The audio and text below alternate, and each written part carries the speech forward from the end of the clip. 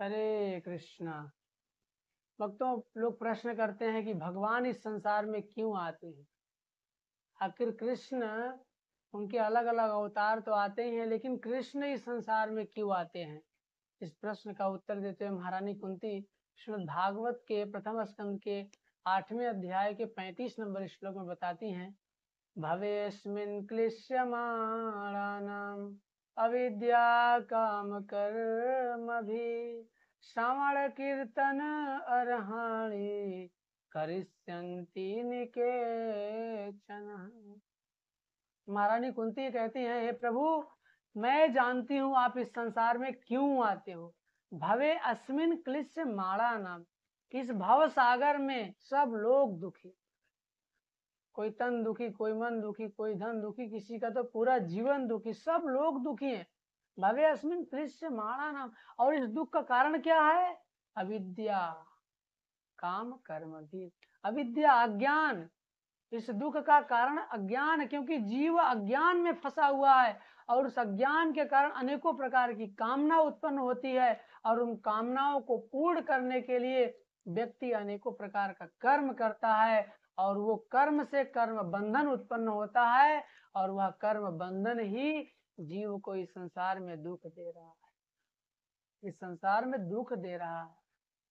भक्तों, हमारे जीवन में जो दुख है वो हमारे कर्म के कारण ही है, किसी और के कारण नहीं। हमारा पर्सनल अपना खुद का कर्म, हमारे ही कर्म हमें दुख दे रहे हैं, लेकिन हम दूसरों को दोषी मानते हैं। यहाँ महारानी कुंती स्वयं बता रही है, अविद्या काम कर्म भी। और इस दुख से मुक्त कैसे होगा जीव? आप इस संसार में क्यों आते हो? इस संसार में जीव जब तक आपकी भक्ति नहीं करेगा तब तक सुखी नहीं हो सकता। हे कृष्ण, आपकी भक्ति करने का सबसे सर्वश्रेष्ठ साधन है श्रवण और कीर्तन। तो जब तक जीव आपकी कथा को नहीं सुनेगा और आपके नाम का कीर्तन नहीं करेगा तब तक इस संसार में सुखी नहीं हो सकता है। तो कृष्ण, आप अपने अपने जीवों को संसार में कथा देने के लिए आते हैं, ताकि आपकी कथा सुनकर जीव सुखी हो सके। और आप इस धराधाम पर उपस्थित होते हो, कुछ समय तक लीला करते हो और उन लीलाओं को वेद व्यास जैसे ऋषि महात्मा शास्त्रों में निबद्ध करते हैं, जिसको पढ़कर और सुनकर लोग सुखी हो सके।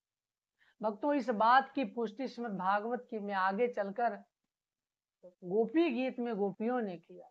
भगवान कृष्ण रास मंडली से गोपियों के बीच से गायब हो गए, और जब गायब हो गए तो गोपियां रोने लगी।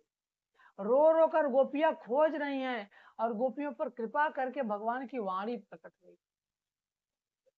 गोपियों से भगवान ने पूछा कि हे गोपियों, तुम तो कहती हो कि मैं तुम्हारा प्राण हूं और मैं अगर यहाँ से चला गया तुमको तो मर जाना चाहिए।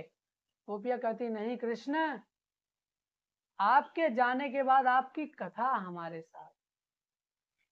तव कथामृतम तप्त जीवनम कवि विरीडितम कल्मषापहम श्रवण मंगलम श्रीमदादतम भुवि गिरन्ति ते भूरिदा जना।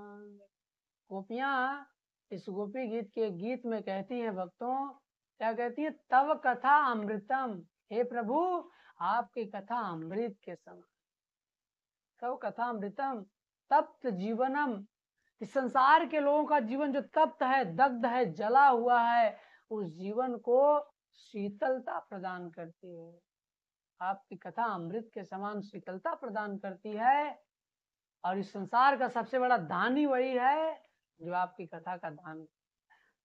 भूमि गिरन्ति थे भूरि जना, इस संसार पर, इस भूमि पर सबसे बड़ा दानी वही है जो आपकी कथा का दान करता है। हे प्रभु, आपकी कथा है इसीलिए तो हम जीवित हैं, नहीं तो हम कब की मर गए हो।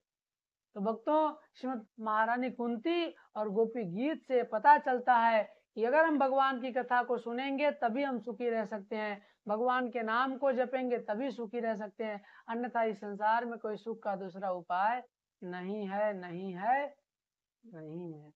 हरे कृष्ण।